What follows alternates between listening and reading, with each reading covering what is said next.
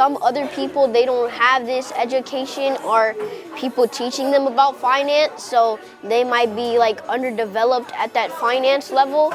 So I'm just grateful that I get to learn about it.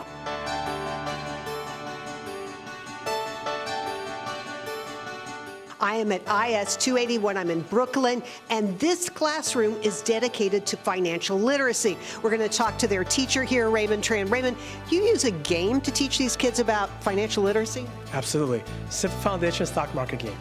Our school is represented by over 42 countries. As a first-generation American, I was told to save, save, save. We like to teach people to invest, invest, invest to really build that wealth. I saw how my parents struggled coming into a new country with little to no money, little English, and I saw how hard they struggled.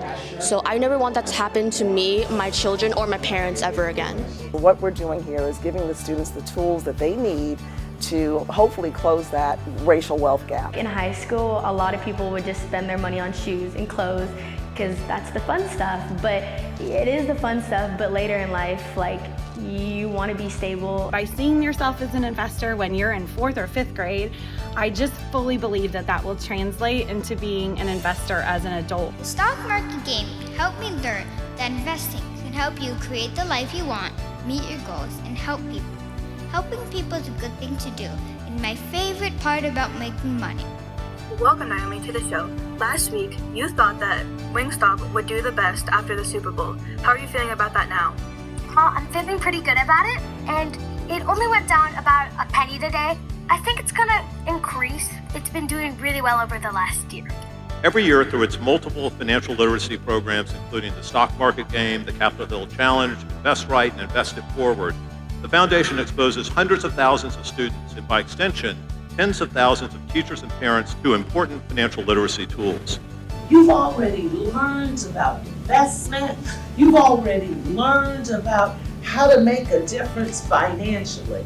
And I can tell you it will go a long way. Underrepresented communities or families that may not speak English as their first language, for example, face additional barriers. Your experience with the Capitol Hill Challenge will set you up for success.